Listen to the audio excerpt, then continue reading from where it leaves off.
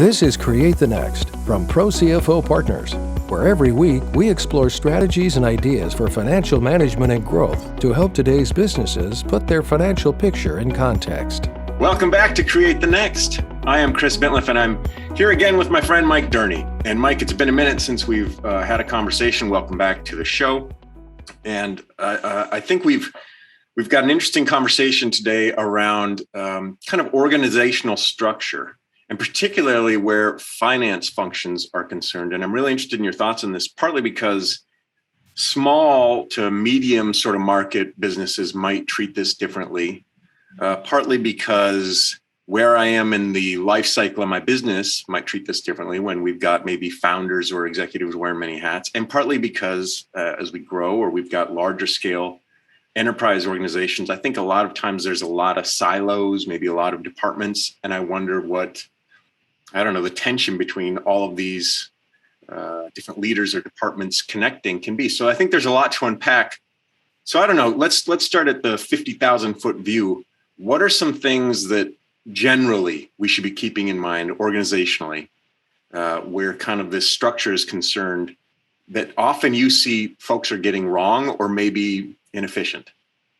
Sure. Well, Chris, it's good to see you again. Thanks for taking the time with me. It has been a minute since we talked, and I think this is a really great topic. So I think, to start, you can learn a lot about how an organization operates and how a CEO, who's often the founder, thinks when you look at the people or the positions who specifically report to the CEO. You mentioned finance specifically. There's HR, there's operations, there's sales. And one of the things when I do acquisition due diligence, one of the first things I ask for is the org chart, because you can learn about how a CEO thinks about what's significant, or pretty importantly, span of control. How many people does that person have reporting to them, which is a pretty good indication often of how involved, how much delegation there is, how much authority and responsibility is delegated to people. And you can tell that often from what are the positions that report directly to the CEO, and what are the positions that you often find would report to the CEO or reporting to somebody else because the founder CEO just may not want to be involved. Is there in your opinion, a sweet spot? It depends so much, as you just said, wants to be involved, but there can be personal characteristics. I like to be involved. I maybe even micromanaging, which is a different conversation, a dysfunctional sort of characteristic. But then there's no. I need to be really free to do my visioning and my business building, and I need you all to do this and just keep me updated in our monthly meetings or whatever. What's kind of where's the middle ground that's a pretty good spot from your perspective? So I think one is to have a reasonable number of people report to you. So that number can be 4 to 6. There are times when you can have somebody have 7 or 8 direct reports, but it gets awfully difficult. If you have, let's say, 2 direct reports, and again, Chris, this is all based on the size of the organization. So with that caveat, things may vary, but if you have 2 direct reports, let's say, then you're pretty often removing yourself from some of the key decision makers in the organization, and you're potentially giving people less of an opportunity to have the authority and responsibility that they should have by pushing it farther down into the organization. I think what I find more often is the founder CEO has more people report to them because principally 2 things. One is they're not really ready to give up control and direct knowledge. So having somebody directly report to you is a way to get closer, deeper in, and have that direct knowledge, which, by the way, you can get from somewhere else through a different structure, but that's the feeling. The other common one is if the CEO founder has an expertise in a certain discipline, they feel like they can actually take that on and have next level people report to them, as opposed to having the senior level person in the organization. So when a common one is marketing. So the person's a marketing expert, and instead of having a CMO, which would free the founder up to focus on other areas of growth, or as you said, strategic impact, it's, I know marketing, so I'm going to get deeper into that. So I'm going to have the director of SEO and the director of communications and the director of marketing programs all report to me because I know it better than someone else. And I think those are two areas where you see structural issues related to a founder's knowledge or fear of being too far away. I love what you're sharing, and it obviously strikes a chord with me as the marketing pro. I see this all the time, even in large organizations. The CEO will be YouTubing how to do something with paid social media or whatever, something that is, and it's one of my sort of, you know that you need help when, if that's something that you're doing, even if you're interested in it. I also see this. I see a lot of people move into executive from being accomplished salespeople. So they become a sales manager, sales director. They become the general, regional, whatever, and they escalate up. And their affinity for sales creates, often in my perspective or my experience, an imbalance where they'll throw a ton of training or resources or money at sales because that's something they understand. And right. They won't necessarily do the same with some other aspect of the business that also needs some sort of nourishment. Where does that idea of sort of exercising your personal interests or even your bias, how do I as a leader throttle that back so that even if I'm interested or good at those things, I'm not over-involving myself in those things? What can I be doing differently about that? Well, I guess there's a couple things. One is recognize your strengths and recognize your weaknesses, right? I often say the best people who know what they know and know what they don't know. And often we come across people who know what they know and don't know what they don't know. So think about the areas where you have strength and where you don't have experience or you have shortcomings, and think about investing in there. What you said about sales is right on. I think the opposite in today's world is, let's say, data, a chief information officer, right? So often you'll find an organization has a CTO, and the CTO has responsibility for information and data because it's technology driven or technology accessed, and therefore the CTO can handle it.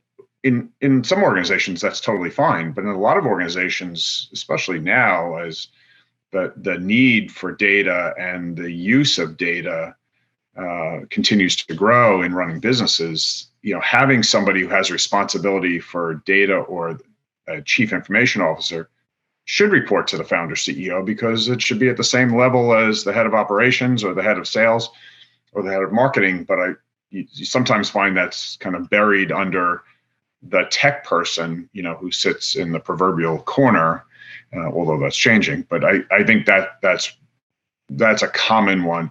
Another one that I see is having HR report to somebody other than the CEO. And again, there are times when that's okay, depending on the size of the organization. But HR is the lifeblood of the organization, right? People is your most important asset almost always. And so you often find HR is thought about as an admin role and put it in the admin corner, where successful organizations have HR at the seat of the CEO. And I know I did that in one of my previous roles, where before I became the CEO, HR reported to somebody else, and that was me actually. And when I became the CEO, HR reported to me, and the HR person was one of my right-hand people because it's so important. So those are a couple examples where the structure of the organization, you can tell a lot about the thinking and a lot about the opportunity based on where those types of positions report. You make such great points. And I think our listeners and our watchers in the executive space, I hope they're taking some of this to heart. I think there is almost an outdated sort of notion that is heavy on, let me make sure that I'm connecting with the CFO or the finance leader and connecting with the sales leader, because in my mind, those two things I need to really be up to the moment on what's going on with those two things. But HR is there is no more important space in the company than what's going on with your people and what emergencies could be emerging or what opportunities could be emerging. And then I love what you're sharing about data, which that is almost being thought of in new ways. That's not a new thing, but the way we're using data is increasingly important and new. And if we don't surround ourselves with not just who we know is important, but who is important, but we might not have, I don't know, the skill set or familiarity with, we've got these huge blind spots. And it raises for me the issue of some of our most important people in the next 5-10 years, those roles don't even exist yet. You know, that technology doesn't exist yet, or that importance doesn't exist yet, or that connection point in marketing. TikTok wasn't a thing 5 years ago, you know, and we have to be able to be agile in that space. And that can be hard when we're in that CEO space and we're entrenched in some of those responsibilities and some of those things that, and maybe even our own, you know, as we're aging up in life station and also in our career, it can be harder to open ourselves up to that stuff. Do you find that that's a challenge? And in your own experience, was that a challenge? Or by the time I get to that space, I need to have developed some of those muscles already?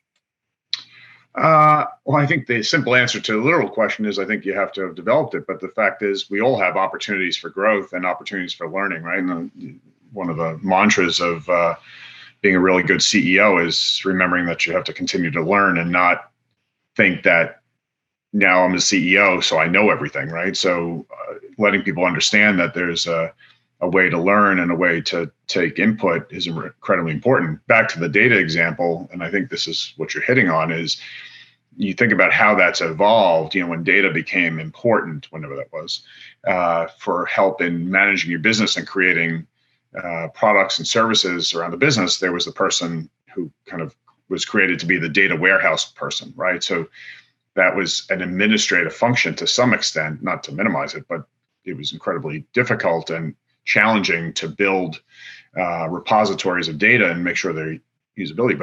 But CEOs have to realize that in order to continue to grow your business and think about strategically, data is an incredibly important asset, right? And so you want somebody who is a forward thinker next to you in how you use data, both to run your business and to create products and services, right? So, you know, think about the places where data has come out. I mean, this is an overly simple one, but, you know, Amazon created a whole cloud services business that is a gigantic business in and of itself. And the current CEO came from that business because it was trying to do something for its own internal use, right? So there's lots of examples of that throughout history, but adapting to how you structure the organization to be close enough and signify the importance of different parts of the business really tells a lot about a business. You know, it's a great point. And even we can look at Apple and how Steve Jobs was a creative and an engineer, and Tim Cook was an operations, you know, genius, and how that has shaped the culture of the company as it's transitioned in the last decade from one phase of leadership to another. And I think you make these great points about how the culture and personality of the company can follow some of those things that are characteristics or traits of its leader. Let's talk a little bit before we go about the finance kind of functions. Should the CFO should the direct reports there include bookkeeping or accounting or controlling or whatever, or kind of what's the pillar or the silos that I should be thinking of there? And then as a CEO, I need that strategic leadership from this single point person, but that point person, that CFO, where should I be getting more of my information that maybe I'm not, that I can be, I don't know, bringing my best intelligence forward? Sure. So I guess I'll caveat again by saying there's no one way to do this, right? So if you think about organization structures, I just want to reiterate the point that you can learn a lot about the organization, the way it's structured, but not because there's a right and wrong. There are just different elements in both size and industry in terms of best ways to do it. But I think one of the things when you think about CFO, the CFO touches all parts of the organization, right? So that's often why CFOs are sit right next to the CEO in terms of significance, because you're involved with sales, you're involved with operations, you're involved with HR. But from a CFO standpoint, I think one of the things that is often forgotten about as companies get bigger and strategically trying to expand their business is the FP&A function, financial planning and analysis. And that often takes a back seat to having a controller, having a bookkeeper, having an accountant, because the accounting function, the reporting function is kind of table stakes, right? In an organization, you need it, whether it's just a bookkeeper or just an accountant or just a controller, or you have a big organization. But the financial planning and analysis standpoint, analyzing what's going on in the business, analyzing cost structure, selling prices, that whole function is incredibly important to you as the CEO. And while some organizations have that separate, it's important in growing organizations that the CFO take responsibility for financial planning and analysis, the budgeting process, the long-term forecasting process. I can't tell you how many times I see organizations that, are looking for growth capital, either equity capital or debt financing, and the provider, whether it's a bank or private equity or venture capital firm, says, I need financials, and it's a generic term. And what you get is this kind of printout from QuickBooks of historical financials. But what they really want, that again is table stakes. What they really want is, what's the business doing? What are your opportunities? And how do you financially plan for those opportunities? Which is a great sort of, I guess, bookend or buttonhole to what we've been talking about, which is what you don't know what you know and what you don't know, or see the blind spots. And we've talked so much about this. Brian Raphael and I had a great conversation about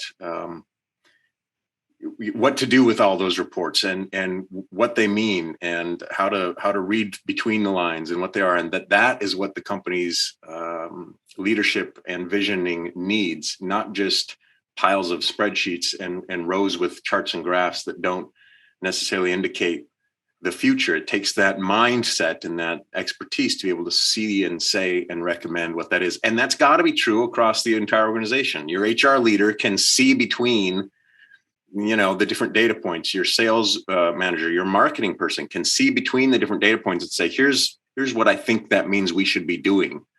And let me present that. And I think that's a missed opportunity a lot of the time. Do you agree? I do agree. I think, and take HR as an example. A lot of times HR is administrative, where really a good head of HR, no matter what the title, but having a seat at the table with the CEO and the rest of the leadership organization can help you identify blind spots in the organization, not blind spots for individuals, but in the organization in terms of capabilities and how we motivate people and how you get them to think about long-term versus short-term. It's incredibly important to get that part of the business to be focused with the executive management team and not, again, sit in the corner processing things. Yeah. And that's one thing I've seen over time, is that trying to get out of that processing and administrative and into really thinking about talent management. It's a big leap. It is. Mike Durney from ProCFO Partners, one of the smartest guys in the room. It's been great to catch up. Great to see you again. There's been a lot to unpack in this conversation, and I'm excited for us to come back and have it again. I think this idea of organizational, it's not even structure so much as attitude or perspective or culture or philosophy. I think it's really important, and I think it's increasingly important, especially as we're dealing with a more remote workforce, as we're dealing with a workforce with different attitudes than we've had before, with new emerging things like data. We have to be able to think about these things with agility and not sort of tradition so much. And you've raised a lot of great points for us to think about today. Thanks for being here, buddy. Chris, good to see you. Thanks again for the time. Appreciate it. Thanks for watching. Talk again soon. And a special thanks to our subscribers. Consider becoming one today. Visit ProCFOPartners.com for more strategies and ideas for financial management and growth to help you put your business's financial picture in context.